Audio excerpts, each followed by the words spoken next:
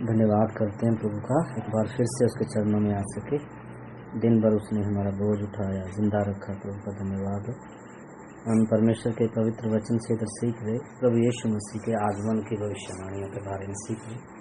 तो उसी में आज हम सीखेंगे प्रभु यीशु मसीह के आने के समय के बारे में, भविष्यवाणी के बारे में परमेश्वर ने पहले से ही बताया। मेरे साथ आप निकालें गिनती की किताब और 24 अध्याय। गिनती की किताब 24 अध्याय का 17 से पढ़ेंगे, 17 से 19 तक। 24 का 17 से 19। मैं उसको देखूंगा, मैं उसको देखूंगा तो सही, मैं उसको देखूंगा तो सही, परंतु अभी नहीं। मैं उसको निहारूंगा तो सही, परंतु समीप होके नहीं। याकूब में से एक तारा उदय होगा और इज़राइल में से एक राजदंड उठेगा, जो मोआब की सीमाओं को चूर कर देगा और सब दंगा करने वालों को गिरा देगा। आमीन। प्यारे प्रभु जी, इस पवित्र वचन के लिए हम आपको धन्यवाद करते हैं, विनती करते हैं पवित्र आत्मा आप हमें सिखाएं प्रभु, समझने का मन दें, ग्रहण करने के लिए कृपा दें और इससे बल पाकर तेरी महिमा के लिए खड़ा होने और जीने के लिए सहायता करें। ये वचन हमारी आशीष का कारण हो खुदा, आपके हाथ में सौंपते हैं। प्रार्थना को यीशु मसीह के नाम से मांगते हैं, आमीन। हम परमेश्वर के पवित्र वचन से जो इधर सीख रहे प्रभु यीशु मसीह का विषय, और हमने देखा था शुरू में यीशु मसीह स्त्री के द्वारा आएगा, फिर हमने देखा था अब्राहम का वंश कहलाएगा, फिर हमने देखा था अब्राहम से बहुत है परंतु इसहाक से आएगा, और अभी इधर जो हमने वचन पढ़ा कि याकूब में से तारा, याकूब में से भी हम सीखेंगे, क्योंकि परमेश्वर अपने आप को जब प्रकट करता है पुराने नियम में मूसा के सामने या इजरायलियों के सामने, तो कैसे करता था? मैं अब्राहम, इसहाक और याकूब का परमेश्वर हूँ। तो याकूब का फिलहाल हम देख रहे हैं और इजराइल में से एक राजदंड उठेगा जो मोआब की सीमाओं को चूर चूर कर देगा और सब दंगा करने वालों को गिरा देगा। तो आज हम सीख रहे जो इजराइल में से आएगा। यीशु मसीह की जो भविष्यवाणी थी क्या थी? इजराइल में। तो इजराइल को जब हम देखते हैं तो इजराइल एक व्यक्ति का नाम भी था। याकूब का ही नाम क्या पड़ा? इजराइल। तो इजराइल एक व्यक्ति भी था, इजराइल एक जाति भी थी, इजराइल एक क्या भी है? राष्ट्र, एक देश भी है। ठीक है ना? तो जब हम इजराइल के बारे में सीखते हैं तो एक यीशु ने उसके बारे में दृष्टांत भी दिया कि एक अंजीर के पेड़ के समान भी है। पिछली बार हम सीख रहे थे कि स्त्री एक पुत्र जनी, तो इजराइल को स्त्री के तौर पर भी क्या किया गया है? बताया गया है। तो अभी इधर जो हम सीख रहे हैं इजराइल से आएगा, वो जमीन के विषय में सीख रहे हैं। इजराइल देश में से आएगा, मतलब परमेश्वर ने किस स्थान में आएगा, उस स्थान का भी क्या कर रखा था पहले से ही विषय। फिलहाल हम थोड़ा थोड़ा देख रहे हैं। इवन गांव के बारे में, शहर के बारे में, उस घर के बारे में सारी क्या थी? पहले से ही परमेश्वर ने क्या कर रखी थी? भविष्यवाणी कर रखी थी। तो जो आज हम देख रहे हैं तो इजराइल एक व्यक्ति भी है, एक जाति भी है और एक देश भी है। ठीक है? तो आज हम देश के संदर्भ में इस बात को सीख रहे हैं कि इजराइल में से राजदंड उठेगा, यानी कि जो मसीहा, जो स्त्री का वंश, जो जगत का उद्धार करता होगा, वो किधर से आएगा? इजराइल में से आएगा। तो परमेश्वर के पवित्र वचन से जब हम मत्ती शुरू करते हैं, एक अध्याय का 1 से पढ़ते हैं, तो उधर क्या लिखा है? देखो, मत्ती 1 का 1 से जब हम पढ़ते हैं, यीशु मसीह की वंशावली दे रखी। उत्पत्ति 1 का 1 में जब हम पढ़ते हैं, उसमें हाँ, नया नियम कहाँ से शुरू हो रहा है? नया नियम शुरू कहाँ से हो रहा है? अब्राहम से शुरू हो रहा है। जब यीशु मसीह की वंशावली बताई जा रही है कि वो कहाँ आया है, किन में आया है, तो सबसे पहले नाम किसका आता है? अब्राहम का। फिर किसका आता है? दाऊद का। तो दाऊद के बारे में भी हम सीखेंगे। लेकिन इधर जब हम देखते हैं 2 में, अब्राहम से इसहाक उत्पन्न हुआ और इसहाक से याकूब उत्पन्न हुआ।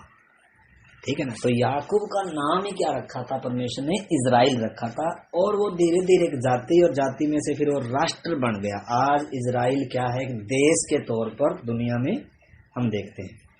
तो उधर से आना है मसीह ने भविष्यवाणी की। तो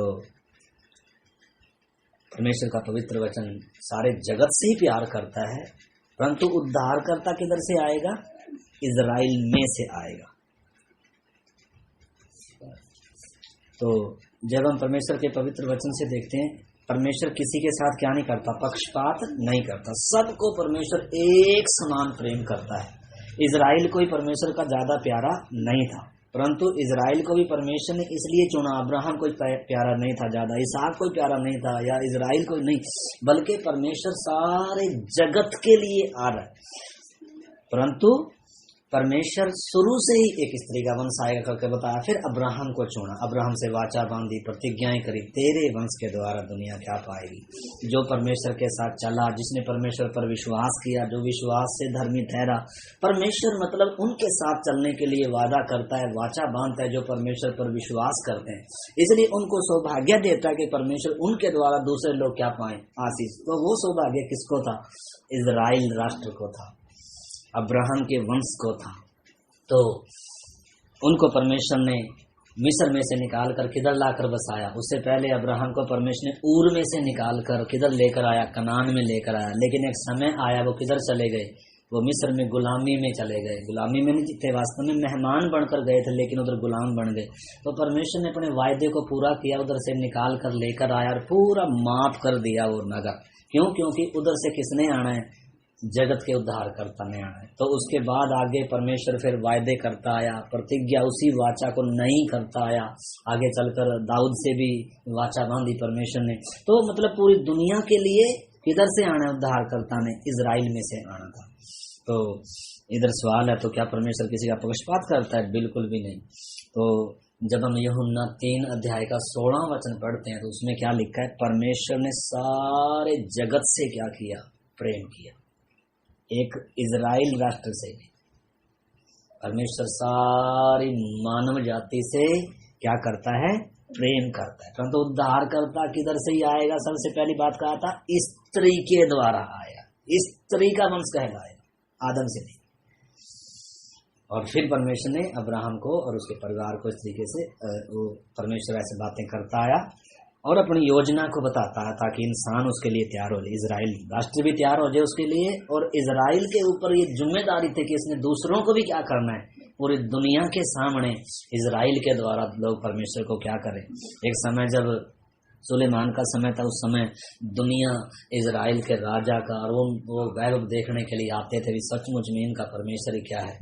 लेकिन दुख की बात है कि इजराइल धीरे धीरे अन्य जातियों के से काम करने लग गए और परमेश्वर को क्या कर दिया उन्होंने? उसकी उपस्थिति को क्या कर दिया अपने जीवन में से, अपने देश में से। आज उधर उजाड़ है, उधर परमेश्वर का जहाँ निवास स्थान था, जहाँ परमेश्वर की महिमा थी, एक ही स्थान था जो परमेश्वर का चुना हुआ था, परंतु आज उधर क्या नहीं है। लेकिन एक समय आएगा, उधर से ही प्रभु यीशु बैठकर पूरी दुनिया पर क्या करेगा? 1000 साल के राज्य को स्थापित करेगा। तो अभी वो भविष्यवाणी अभी अधूरी है। मतलब वो कब पूरी होगी? जब 1000 साल के राज्य में आएगा। परंतु जो भविष्यवाणी थी इजराइल से आएगा, वो आज से 2000 साल पहले क्या हो चुकी है? जब प्रभु यीशु मरियम के द्वारा जगत का उद्धार करता बनकर आया था, उस समय की ये घटना या भविष्यवाणी के बारे में हम सीख रहे हैं। तो यूहन्ना 3:16 क्या बता रहा है? यूहन्ना क्या बता रहा है कि परमेश्वर ने एक कौम से नहीं बल्कि सारे जगत से क्या किया? प्रेम किया। और उसके बाद लूका क्या बता रहा है? देखो लूका 2 अध्याय और उसका 10-11 वचन हम पढ़े। लूका 2 अध्याय का 10-11 इसमें लिखा है, स्वर्गदूत जब चरवाहों के पास संदेश लेकर आ रहे तो क्या कह रहे हैं? तब स्वर्गदूत ने उनसे कहा, मत डरो, क्योंकि देखो मैं तुम्हें बड़े आनंद का सुसमाचार सुनाता हूँ जो सब लोगों के लिए होगा। मतलब सब लोगों का मतलब सारी मानव जाति के लिए है ये शुभ संदेश। यीशु मसीह कोई एक राष्ट्र के लिए नहीं आ रहा है, निश्चय के एक राष्ट्र को परमेश्वर ने चुना है, एक स्थान को परमेश्वर ने चुना है, परंतु वो सब जातियों के लिए आ रहा है। ठीक है ना। तो इधर जो परमेश्वर का वचन हम पढ़ रहे हैं, लिखा है कि आज दाऊद के नगर में, दाऊद का नगर कौन सा था? इजराइल देश में था। ठीक है ना, यरूशलेम के उस गांव में। तो लिखा है तुम्हारे लिए एक उद्धारकर्ता जन्मा है और यही मसीह प्रभु। तो इधर जो बात मेन क्या है, सब जातियों के लिए है। इसलिए यूहन्ना फिर से, जो यूहन्ना रचित सुसमाचार लिखता है, यीशु मसीह का प्रेरित है, फिर एक बार फिर से वो कन्फर्म कर रहा है। यूहन्ना 1:29 पढ़ो। दिन उसने यीशु को अपनी ओर आते देखकर कहा, देखो यह परमेश्वर का मेमना है, जो जगत का पाप उठा ले जाता है। जो जगत का पाप, ये नहीं कहा कि इजराइल का पाप। उससे पहले परमेश्वर ने व्यवस्था दिया था, एक मेमना ऐसे बियाबान में छोड़ा जाता था, जिसके ऊपर सारे इजराइल का पाप लाद दिया जाता था। तो उसको जाते हुए देखते थे, वो बियाबान में जा रहा है और अकेला, वो वापस नहीं आता था, वो वहीं तड़प तड़प के भूखा प्यासा मर जाता था। तो उस समय सारा इजराइल देखता था, जब एक मुख्य दिन था जिसमें 2 मेमने लिए जाते थे। एक अजाजे के लिए छोड़ा जाता था जंगल बियाबान में, और एक को क्या किया जाता था? बलि किया जाता था। दोनों का यीशु मसीह में पूरा हुआ। तो यीशु मसीह के बारे में यूहन्ना बपतिस्मा दाता क्या बता रहा है? जो व्यवस्था का प्रतीक है, वो क्या बता रहा है कि देखो परमेश्वर का मेमना जो सारे जगत का पाप उठाकर ले जा रहा है। तो एक सवाल भी है इसमें, कहाँ लेकर गया यीशु मसीह पाप उठाकर? एक सवाल है, ये विषय से संबंधित नहीं है, लेकिन वैसे एक सवाल है, यीशु मसीह सारे जगत का पाप उठाकर कहाँ गया, कहाँ लेकर गया? हाँ, इधर एक बहुत ही क्या है गंभीर विषय। वो जो अजाजेल के लिए मेमना छोड़ा जाता था, जिस पर इजराइल का सारा पाप ढांक लाद दिया जाता था, और वो ऐसे जाते जाते भूखा प्यासा इजराइल देखता था, ओ हमारे पाप उठाकर लेकर जा रहे, और वो वहीं भूखा प्यासा तड़प तड़प के मर जाता था, वापस नहीं आता था। मतलब आंखों से ओझल है। एक मेमना वध किया जा रहा है, वो आंखों के सामने है। एक मेमना मतलब आंखों से ओझल है। तो ये दोनों भविष्यवाणियां, या दोनों बकरों का काम यीशु में पूरा हुआ। क्रूस पर सबने देखा यीशु को मरते हुए, लेकिन जब उसने जगत का पाप उठाया, उसका प्राण और उसकी आत्मा उसके अकेले, जो किसी ने नहीं देखा, तड़पने के स्थान पर जाकर उधर भूखा प्यासा क्या था, उधर तड़प रहा है। मतलब उस मृत्यु को उसने क्या किया? चखा है। जो मुझ पापी के लिए, हम सारे जगत के ऊपर जो दंड था, वो यीशु मसीह ने क्या किया? उस मृत्यु को चखा है। किसी ने नहीं देखा। क्रूस पर तो शरीर की मृत्यु सबने देखी, लेकिन वो असली जो मृत्यु थी, जिसके हम सब क्या थे? हकदार थे, हमें जाना था उधर। तो उधर कौन गया? वो मेमना, वो यीशु मसीह गया। इसलिए स्वर्ग में नहीं गया पाप लेकर, बल्कि किधर गया? तड़पने के स्थान में गया। वो मृत्यु को सह रहा, अकेला तड़प रहा है। वो तो कभी वापस नहीं आता था, लेकिन ये यीशु मसीह, ये परमेश्वर का मेमना, तीसरे दिन मरे हुओं में से क्या हो गया? जी उठा। उधर जब उसने पुकारा, और उधर लिखा उसकी क्या करी गई? प्रार्थना सुनी गई। उससे पहले अदेन की गतसमनी बाग में यीशु ने 3 बार प्रार्थना करी, हो सके तो पिता ये प्याला हट जाए। कोई प्रार्थना सुनी नहीं गई, तुझे मरना ही है। क्रूस की मृत्यु एक पूरी होगी, लेकिन उसके बाद है असली मृत्यु, तड़पने का स्थान। उधर जब यीशु तड़प रहा है, ये इब्रानियों की पत्री में लिखा है, धर्मी होने के कारण उसकी क्या करी गई? सुनी गई। तो उधर से वो वापिस आ रहा है, और जब वापिस आ रहा है तो कैसे आ रहा है? उसी शरीर में प्रवेश किया यीशु मसीह ने, जो क्रूस पर लटका हुआ था। फिलहाल कब्र में रखा नहीं गया था, उसी शरीर में जब आया वो, तो फिर क्या हुआ? फिर वो क्या कह रहा है? मैं प्यासा। मतलब जहां धनवान अभी भी तड़प रहा है, एक व्यक्ति को अगर ये चीज मालूम हो जाए ना सचमुच में, वो उसकी सोच, उसका तरीका, उसका ढंग सब बदल जाएगा। लेकिन जिनको इन चीजों को आप लोग सुनते हैं, जिनको इन चीजों का असर, उनके जीवन में कोई परिवर्तन नहीं आएगा। परंतु इतना गंभीर विषय है कि एक व्यक्ति को, उसकी सोच को, उसके जीवन को बदलने वाला सुसमाचार है। यीशु की जो क्रूस की जो मृत्यु है, ये छोटी बात नहीं, इसलिए लिखा है क्रूस की कथा नाश होने वाले के लिए फालतू या मूर्खता है, लेकिन उद्धार पाने वालों के लिए ये परमेश्वर की क्या है, सामर्थ है। अगर ये चीज भी एक व्यक्ति को बदल नहीं सकी तो इसको कोई तरीका ही नहीं है किसी इंसान को कि इसको बदला जा सके। ये कोई उम्मीद नहीं, कोई बलिदान बाकी नहीं है। अगर ये बलिदान से एक व्यक्ति का उद्धार नहीं हुआ, इस बलिदान ने एक व्यक्ति को, यीशु की उस मृत्यु को, उस दर्द को अगर किसी का हृदय छिदा नहीं है, तो फिर और कोई रास्ता बाकी नहीं। इस करके क्रूस की कथा जब हम सीखते हैं, बहुत प्रार्थनाओं के साथ समझनी चाहिए। ये नहीं है कि कान में से सुनी दूसरे में से निकाल दी, नहीं, ये बहुत गंभीर विषय है। तो यीशु मसीह उधर जाकर वापिस आया और फिर उसने क्या किया, सब पूरा हुआ।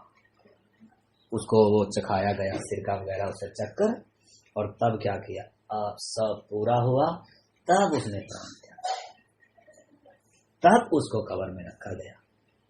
और कब्र में रखने के बाद फिर वो धर्मियों की आत्माओं के पास जा रहे, जो अभी भी मृत्यु के वश में थे, उनको छुड़ा कर लेकर आ रहे, और फिर स्वर्ग में उनको छोड़कर आया, स्वर्ग में फिरदौस की जगह में। उस समय तक धरती के अंदर ही था, तड़पने का स्थान तो अभी भी है, लेकिन विश्राम का स्थान भी उस समय तक जमीन के अंदर ही था, अभी ऊपर है। अभी जो धर्मी व्यक्ति, विश्वासी व्यक्ति मरता है, जमीन के अंदर नहीं जाता, बल्कि वो किधर जाता है, स्वर्ग में एक विश्राम का स्थान है, प्राण और आत्मा उधर जाता है, स्वर्गदूत लेकर जाते हैं। परंतु उस समय स्वर्गदूत विश्राम में लेकर जाते थे, जैसे उस लाजर को लेकर गया, अब्राहम की गोद उसको बोलते थे।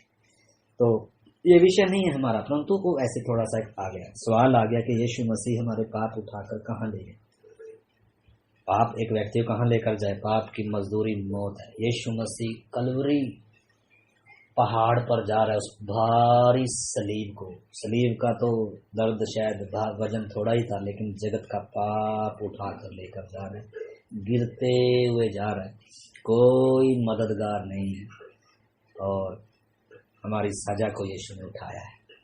तो अभी जो इधर हम परमेश्वर के वचन से देख रहे हैं कि इजराइल में से आएगा, तो आइए हम देखते हैं इजराइल देश। आप मेरे साथ निकाल लें यहेजकेल 5 अध्याय और 5 वचन। यहेजकेल की किताब 5 अध्याय का 5 वचन मैं पढ़ता हूँ। यहेजकेल 5 अध्याय का 5 वचन। प्रभु यहोवा यूं कहता है, इजराइल ऐसी ही है, मैंने उसको अन्य जातियों के बीच में, किधर, अन्य जातियों के बीच में। परमेश्वर सारे जगत से प्रेम कर रहा है, लेकिन उद्धार करता किधर आ रहा है, जगह कौन सी है जो चुनी गई है, सबको एक जैसी है, बराबर है, बीच में है, मतलब अन्य जातियों के बीच में ठहराया, और वह चारों ओर के देशों से घिरी है। हाँ, चारों ओर के देशों से क्या है, मतलब घिरी, बीच में। एक वचन और इससे इसी के साथ पढ़ो, 38 का 12 भी है, इसी का 38 का 12।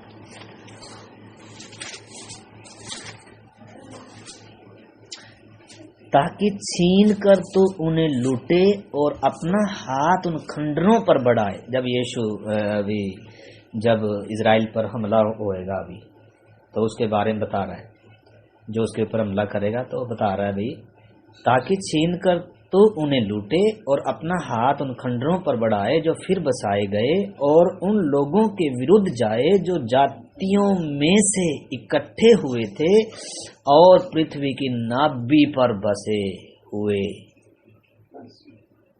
किधर बसे हुए हैं, पृथ्वी के नाभि में। जैसे हमारे शरीर में नाभि हमारे बीच में, ऐसे ही पृथ्वी की नाभि इजराइल देश है।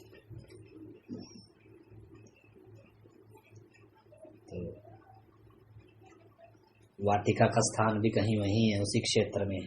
ये ईरान, इराक वगैरह सब उस समय ये किसमें ही आते हैं, जो परमेश्वर ने वायदा कर कर जमीन दिया था ना, ये सब उसी में आते हैं। उधर ही क्या था, वो वाटिका है, उधर यीशु बलिदान हुआ, उधर यीशु आया जगत का उद्धार करता। वो स्थान मुख्य है, उस देश का, उस देश मतलब परमेश्वर ने एक अलग ही देश में वो आशीष थी, उस देश का मतलब फसलें, उस देश के फल फ्रूट सब देशों से क्या थे, भिन्न थे। दूध और मधु की धारा बहने वाला देश था, क्योंकि परमेश्वर उधर से क्या था। बैतलहम के बारे में तो यूं भी लिखा है उसके बारे में कि रोटी का शहर। रोटी का शहर मतलब जहाँ से मतलब जीवन की रोटी, ये वास्तव में यीशु मसीह है जीवन की रोटी, सारे जगत का उद्धार करता उधर से आ रहा है। तो उत्पत्ति से ही परमेश्वर ने क्या कहा था कि उद्धारकर्ता किधर आएगा, इजराइल में से आएगा। तो किसी के पक्षपात नहीं करता परमेश्वर, लेकिन परमेश्वर ने वो जगह ठहराई थी जो पृथ्वी की नाभि है, जो सब जातियों के बीच में बसे हुए लोग हैं, वो इजराइल देश है। तो उधर से परमेश्वर आया। यशाया 53:6 भी पढ़ेंगे, हम प्रार्थना करेंगे। 53:6 यशाया अभी 53:6। हम तो सब के सब भेड़ों के समान भटक गए थे, हम में से हर एक ने अपना अपना मार्ग लिया, और यहोवा ने हम सबों के अधर्म का बोझ उसी पर लादा। सारे जगत के अधर्म का बोझ उस पर लगा। सब मानव जाति जब क्या थी, भटकी हुई थी, तो प्रभु ने क्या किया, सारे जगत का पाप उठाकर लेकर गया। परमेश्वर ने हम सबों के धर्म का बोझ उसी पर ला दिया। परमेश्वर ने जगत से प्रेम किया है, इजराइल मात्र से नहीं बल्कि सारे जगत से। तो इस करके प्रेरित लोग जब यीशु मसीह ने सेवकाई इजराइल में ही शुरू किया, लेकिन फिर प्रभु ने क्या कहा कि तुम सारी सृष्टि में जाओ, सारे जगत में जाओ और सबको क्या सुनाओ, ये सुसमाचार सुनाओ, मेरा चेला बनाओ। सब जातियों के लिए है ये संदेश। तो इजराइल से शुरू हुई कलीसिया, और आज पूरी पृथ्वी भर में क्या है, कलीसिया फैली हुई है। हाँ, अभी भी कुछ देश होंगे जहाँ मतलब उस तरीके से जैसा सेवा होनी चाहिए वैसा नहीं है, लेकिन परमेश्वर चाहता है कि सब जातियों में क्या हो, ये प्रकाश पहुँचे। जैसे सूरज का प्रकाश हर देश तक, हर कोने कोने तक पहुँचता है, तो कहीं लेट कहीं सवेर पहुंचता है। तो जहां आज भी अंधेरा है, हमारा कर्तव्य बनता है, हम जो रोशनी में हैं, अंधेरे में पड़े हुए लोगों के लिए प्रार्थना करें कि प्रभु तेरा प्रकाश उधर भी चमके, उधर के लोग भी क्या करें, सत्य को जाने। और जो भी हम सहयोग कर सकें, हर एक विश्वासी का कर्तव्य है, उसके जीवन का मकसद धरती पर यही है कि यीशु के लिए जिए, यीशु की महिमा के लिए, यीशु के कार्यों के लिए जिए। हम प्रचार तो नहीं कर पाते होंगे, ठीक है, लेकिन हम गवाही दे सकते हैं अपने जीवन में हुए काम की, जो भी हमारे संपर्क में है। और उसके अलावा हम प्रार्थना कर सकते हैं, और भी जो भी कुछ कर सकते हैं, हम इस सेवकाई में प्रभु के कार्य में क्या कर सकते हैं, हम भी सहयोग कर सकते हैं। हमारा कर्तव्य है, यही फल है। मसीह के लिए फलने की बात आती है तो कलीसिया में फल है और बाहर भी फल है। लेकिन दुख की बात है आज मतलब हम देखते हैं कि आज ज्यादातर क्या नहीं है, मतलब वो फल दिखता नहीं। आज विश्वासी या सेवक भी कोई भी सब मतलब क्या है, अपने तक ही क्या हो गए, सीमित हो गए। दुनिया अंधेरे में है तो कोई चिंता, लेकिन वास्तव में सचमुच में एक सच्चा मसीह व्यक्ति वो है जो न केवल आप बचा है, बल्कि अपने जीवन के द्वारा दूसरों को भी इस सत्य में लाने के लिए सारी उम्र जो भी उससे बन पड़ता है वो क्या करता है, यही प्रयास करता है। उसकी सोच ये होती है कि मैं प्रभु के लिए जीऊंगा, मैं अपने लिए नहीं जीऊंगा। प्रभु सारी जातियों के लिए आया, प्रभु सिर्फ मेरे लिए नहीं आया, मेरे परिवार के लिए सिर्फ नहीं आया, प्रभु सब के लिए आया। इसलिए दुश्मनी भुलाकर, नफरत भुलाकर तो सबसे क्या करता है, सबको एक नज़र से देखता है कि यीशु सब के लिए मरा। तो इस करके हमें भी समझना चाहिए, और हमें भी इन दिनों जिन क्षेत्रों में, अभी प्रभु के दास पिछले दिनों बता रहे थे कि हमारे जितने एशिया माइनर के देश हैं 51 देश हैं, और ये जो हम देखते हैं इसमें अफ्रीका के देश हैं, ये 58 देश हैं। तो कितने देश ऐसे हैं जहां अभी तक भी यीशु मसीह का सुसमाचार गया। और अगर सचमुच में हम प्रभु का प्रेम हम में हो, और होना भी चाहिए, जड़ पकड़नी चाहिए। और हमें भी उन देशों के लिए क्या करनी चाहिए, प्रार्थना करनी चाहिए। प्रभु उन देशों में अपने लोगों को खड़ा करे, उन देशों के लोगों तक भी प्रभु का संदेश पहुंचे, क्योंकि परमेश्वर ने सारे जगत के लिए कीमत दिया है, सारे जगत के लिए प्रभु ने हमें रखा है, जगत की ज्योति बनाकर रखा है। जैसे सूरज सारे जगत के लिए बिना पक्षपात सब तक पहुंचता है, उसी प्रकार प्रभु ने हमें भी क्या रखा है, हमें भी ज्योति बनाकर, जगत की ज्योति कहा, अपने घर की ज्योति नहीं बल्कि जगत की ज्योति। प्रभु ने कहा जब तू सामर्थ पाओगे सारे यरूशलेम में, यहूदिया में और सामरिया में और पृथ्वी की छोर तक मेरे क्या होंगे, गवाह होंगे। जिसके अंदर पवित्र आत्मा का काम होगा, पवित्र आत्मा की आग होगी, यीशु का प्रेम होगा, वो अपनी जगह पर बैठा नहीं रहे, अपने लिए जीता नहीं रहेगा। जैसे जितना भी जो भी तरीका हो सके वो क्या करेगा, वो यही प्रयास करेगा प्रभु का प्रकाश सब तक पहुंचे। तो हम हर एक विश्वासी को भी चाहिए इन दिनों प्रार्थनाओं में, जब प्रभु का आगमन निकट है, जब दुनिया अंधेरे में पड़ी हुई है, लोग बिना जब तक परमेश्वर किसी को ना भेजे कैसे कोई जाए, और जब तक कोई किसी को वचन ना सुनाए तो कैसे कोई सुने। तो इस करके प्रभु ने लोगों को भेजना है। तो यीशु ने भी कहा कि मजदूर थोड़े हैं, फसल पकी हुई है, मजदूर थोड़े हैं काटने वाले, परमेश्वर से प्रार्थना करो कि क्या भेज दे मजदूर। प्रभु ने कहा प्रार्थना करो, मजदूरों को भेजे, काटने वालों को भेजे, प्रभु अपने सेवकों को भेजे। तो क्या काम नहीं है हमारा, क्या सेवा नहीं है हमारी एक विश्वासी की। पहली सदी में कलीसिया लो लगाकर प्रार्थना करती थी। प्रार्थना क्या सिर्फ पास्टर के साथ जाकर ही प्रार्थना होती है या वचन बताकर ही प्रार्थना होती है? कितनी प्रकार की सेवकाई है, हम क्या कर सकते हैं प्रभु की सेवकाई में। प्रभु ने हर एक को तोड़े दिए, कोई भी ऐसा नहीं है जो ये कह सके मेरा प्रभु के घर में, मेरा प्रभु की कलीसिया में कोई रोल नहीं है, कोई काम नहीं है, क्योंकि मुझे प्रचार करना नहीं आता। प्रचार करना एक अलग है, ठीक है ना। जैसे मुंह का काम है बोलना, मुंह से बोलते हैं, लेकिन हाथ पांव का भी तो काम है, शरीर में किडनी का भी तो काम है, आंखों का भी काम है, हर अंग का अपना अपना काम है। अगर खाली मान लो मुंह काम कर रहा है, बाकी कोई शरीर का अंग क्या नहीं कर रहा काम, तो उसको बोलते हैं अपाहिज व्यक्ति। आजकल कलीसियां क्या हो रही हैं, अपाहिज क्यों है? क्योंकि ज्यादातर मतलब क्या नहीं है, मतलब अपने आपे से बाहर नहीं आ रहे। अपने आपे से जब तक हम नहीं निकलेंगे तब तक हमें दुनिया, अपने कुएं से जब तक मेंढक नहीं निकलेगा तो उसको क्या पता अभी बाहर समुंदर भी है। तो इस करके कितने लोग थे हमारे हिंदुस्तान में, थोमा आया यीशु का चेला, मतलब जिसके अंदर प्रभु का काम होगा वो अपने लिए फिर जिएगा नहीं।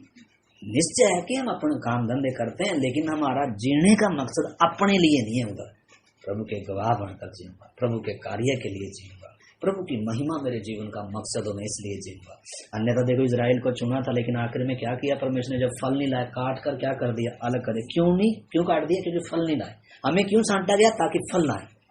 अगर हम भी फल नहीं, अगर असली को नहीं छोड़ा, जो स्वाभाविक डालियां थी वचन में लिखा है, अगर उनको नहीं छोड़ा, आज इजराइल उजाड़ पड़ा। यीशु ने कहा हे यरूशलेम, हे यरूशलेम, मैंने कितनी बार चाहा कि जैसे मुर्गी अपने बच्चों को अपने पंखों तले छिपाती है, मैं भी तुम्हें, लेकिन तुमने क्या नहीं किया, इसलिए आज उजाड़ पड़ा हुआ। परमेश्वर ने अवसर किन को दिया? जंगली थे, लेकिन जंगली को काट कर अपने में साँट लिया ताकि हम क्या कर सकें, फल दे सकें। तो इस करके हमारे सामने कितना बड़ा जीने का हम एक मतलब वो क्या है, लक्ष्य है हमारे सामने, जिम्मेदारी है हमारे सामने।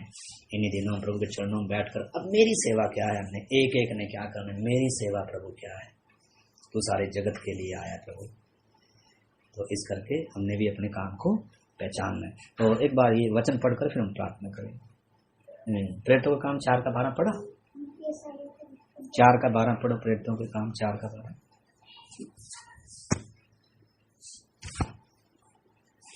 दूसरे के द्वारा उद्धार नहीं, किसी दूसरे के द्वारा उद्धार नहीं, क्योंकि स्वर्ग के नीचे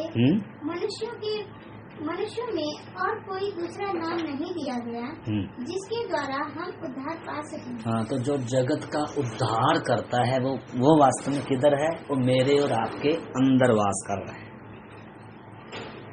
जगत ने अगर परमेश्वर को, प्रभु को जानना है तो कैसे जानेगा? मेरे और आपके द्वारा जानेगा। लेकिन मैं और आप अगर इस हमारा ये जीवने का ये मन ही नहीं है, मकसद ही नहीं है जीने का, हमारा मकसद ये है ही नहीं है कि मेरे द्वारा दुनिया ने प्रभु को जाना, मुझे प्रभु ने अपने कार्य के लिए चुना है। आपको मालूम, परमेश्वर जिसको चुनता है वो अपने लिए चुनता है। लेकिन अगर वो परमेश्वर के लिए उपयोग नहीं हुआ तो फिर परमेश्वर ने उनको अगर क्या कर दिया, काट कर अलग कर दिया। तो हमें प्रभु का वचन चेतावनी देता है, जो डाली मुझ में है और फलती नहीं, प्रभु तो उसे क्या करता है, काट देता है। परंतु जो फलने वाली डाली उनको भी क्या करता है, छांटता है। तो दर्द है, छटाई प्रभु करता है। कई बार हमें समझ में नहीं आता है, प्रभु हमें छांट रहा होता है, प्रभु हमें तैयार कर रहा होता है, प्रभु हमें बना रहा होता है। लेकिन दुख की बात है, अगर हम फलने वाली डाली ना हो तो प्रभु काट कर क्या कर दे, अलग। इसलिए हमारे लिए कितना डरते और कांपते हुए अपने उद्धार के काम को करना है, पूरा करना है। और प्रभु प्रचार नहीं कर सकते चलो, लेकिन बैठकर आंसू बहा सकते हैं। पहली सदी की कलीसिया प्रेरितों के लिए, सेवकों के लिए लोल गाकर प्रार्थना करती थी, और जैसे भी कर सकते थे अपना सर्व से क्या करते थे, ताकि देश तक, राज्य तक ये सुसमाचार फैले, प्रभु का वचन जातियां तक फैले और सब जातियां के लोग क्या पाएं, क्योंकि यीशु सबके लिए मरा है। तो हमारे जीवन का कलीसिया आज अपने मकसदों को खो बैठी, अपने बुलाहट को भूल बैठी। परंतु इन्हीं दिनों हम क्या कर सकते हैं, इन वचनों के द्वारा अपनी बुलाहट को पहचान सकते हैं, अपने काम को। इसलिए मसीह में मेरा रिश्ता क्या है, मसीह में मेरा काम क्या है, मसीह में मेरा मतलब वो क्या है, काम, ये सब मतलब अलग अलग जब हम देखते हैं, मसीह में मैं कौन हूँ, मसीह में मेरा अधिकार क्या है। मैं अब अन्य जातियों के समान नहीं। अन्य जाति क्या करता है, सुबह काम पर और ये बस उसका मकसद क्या ही है, बस खाना पीना और सोना, काम धंधा बिजनेस व्यापार। लेकिन हमारा इससे बढ़कर कुछ और भी है। भले काम कर रहे हैं, काम को भी प्रभु यीशु की महिमा के लिए, जहाँ भी हैं प्रभु काम पर रखा है, स्कूल में है, मोहल्ले में है, कंपनी में है, फैक्ट्री में है। हमारा मन का बोझ यही हो, प्रभु इन लोगों के लिए हम प्रार्थना भी करें और अपने जीवन से गवाही भी दें और इनके लिए आंसू भी बहाएं, ताकि, क्योंकि पहले ज़मीनों को सींचा जाता है, आंसुओं के साथ हम सींच सकते हैं, ताकि शायद अभी तो नहीं, लेकिन कुछ हमारे जाने के बाद अगर प्रभु के आगमन में देरी है तो लोग इधर से क्या होंगे, जरूर निकल कर आएंगे। प्रभु हमारी प्रार्थनाओं का उत्तर देने वाला है। प्रभु हमारे आंसुओं को मतलब व्यर्थ जाने नहीं देगा, जरूर फल आएगा। ठीक है ना। तो इस करके अभी हम प्रार्थना करेंगे। इस करके प्रभु ने क्या कहा, देखो मत्ती 28 का 18 से पढ़कर प्रार्थना करें। मत्ती 28 का 18 से।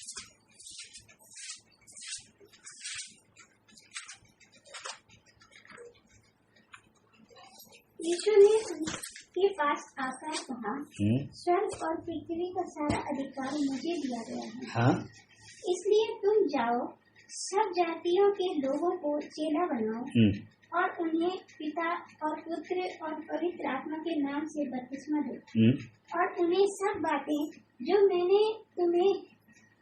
तो प्रभु क्या कह रहा है, स्वर्ग और पृथ्वी का सारा अधिकार मेरे पास है, इसलिए अब सारी जातियों में। उससे पहले प्रभु ने कहा था इजराइल की खोई हुई भेड़ों के पास ही जाना है, क्योंकि वो सुसमाचार उद्धार का नहीं था, वो तो सिर्फ चंगाई चंगोई का था, भूत प्रेत निकालने का था। लेकिन असली सुसमाचार सब जातियों के लिए है। इसलिए प्रभु ने कहा सबको क्या करो, चेला बनो। चेला बनाने का सुसमाचार है, उद्धार का सुसमाचार है, सबके लिए है। प्रभु ने सबसे प्रेम किया, लेकिन शुरुआत कहाँ से करे, इजराइल से करे। इजराइल में से सब जातियों में फैल गए। तो इस करके हमने उन बातों को समझना है। परंतु आज जातियों में तो फैल गया, लेकिन इजराइल आज क्या है, उजाड़ है। जिसको चुना था वो आज खंडर है, क्योंकि उसने अपने सौभाग्य को, अपने काम को क्या नहीं किया, समझा नहीं, पहचाना नहीं, और आज वो खंडर है, खंडर है। लेकिन प्रभु क्या करेगा, एक दिन फिर से इजराइल में से क्या करेगा, इजराइल में से ही आएगा। अभी तो गुप्त में आएगा, बादलों तक आएगा, लेकिन जब धरती पर आएगा, दूसरा आगमन जब यीशु का होगा, तो उसी जैतून पर्वत पर पांव रखेगा और उसी इजराइल देश में आकर सारी जातियों में जो प्रकाश फैलेगा उधर से ही फैलेगा। सारी जातियों के लोग धारा के समान बहेंगे, उधर ही जाएंगे। जीवित परमेश्वर अगर कहीं है तो उधर ही होगा, क्योंकि वो परमेश्वर ने क्या किया, अपने लिए चुना है। कुछ समय के लिए छोड़ा हुआ है, उजाड़ है, लेकिन एक समय आएगा प्रभु का उधर क्या बनेगा, आलीशान वो स्थान बनेगा। और उस समय दुल्हन या कलीसिया भी, विश्वासी जो इस समय धरती पर हैं, वो भी प्रभु के साथ होंगे। तो ये है कलीसिया का भविष्य, ये है इजराइल का भविष्य। भले ही अभी ये बातें इजराइल समझ नहीं रहा, अभी तक उन्होंने, इजराइल ने मसीहा को पहचाना नहीं। जब पहचानेंगे, जब छाती पीटेंगे, जैसे कोई पहलोठे के लिए रोते हैं, छाती पीटेंगे, और तब प्रभु उनको अद्भुत रीति से क्या करेगा। तो आइए हम प्रभु से प्रार्थना करें। उस समय प्रभु 3 साल उनके बीच में फिरता रहा, जैसे अंजीर के पेड़ से प्रभु ने उदाहरण दिया, जब फल नहीं दिखा तो काट डाल दिया गया। आइए हम भी सचमुच में इन दिनों बोझ रखें। भले ही हम काम करते हैं, नौकरी करते हैं, घर में हैं, कोई भी काम होगा, लेकिन मैं किसके लिए कर रहा हूँ? प्रभु की महिमा के लिए, प्रभु की गवाही के लिए, प्रभु को प्रसन्न करने के लिए, प्रभु का काम होना। इससे हम कहीं भी रहकर प्रभु का काम कर सकते हैं, प्रार्थना कर सकते हैं, आंसू बहा सकते हैं लोगों के लिए। आइए हम अपने काम को पहचानें, आइए हम अपनी सेवा को पहचानें। प्रभु ने हमें भी चुना है। हालेलुया। प्रार्थना करें। प्रभु हमें अपनी बुलाहट को पहचानने के लिए प्रभु आपने हमें भी चुना है। प्रभु जैसे आपने इजराइल को चुना था, उस राष्ट्र को चुना था, ऐसे ही प्रभु आपने जैसे अब्राहम को, इसहाक को, याकूब को, इजराइल को, ऐसे ही प्रभु आपने अब हमें चुना है। प्रभु आपने स्वाभाविक डालियां जो थी प्रभु, जो फल नहीं लाई, उनको काट कर हमें साँट लिया, जो जंगली थे स्वभावी से प्रभु, और आपने बड़ी आशा से हमें साँटा ताकि हम फल लाएं, हमारे द्वारा तेरा प्रकाश दुनिया देखे। विनती करते हैं हमारे को, अपनी बुलाहट को, अपने कार्य को प्रभु, अपने स्थान को, अपने संबंध को, अपने अधिकार को प्रभु पहचानने में इन्हीं दिनों हम सब की आप मदद करें प्रभु। ये वचन हमारी आत्मिक उन्नति के और आशीष का कारण हो जाए, और हमारा जीवन प्रभु हमारे मोहल्ले, नगर निवासियों, देश के लिए, हमारे राज्य के लिए, हमारी कलीसिया के लिए आशीष का कारण हो जाए। आपके हाथ में सौंपते हैं खुदा। धन्यवाद के साथ प्रार्थना को यीशु मसीह के नाम से मांगते हैं, आमीन।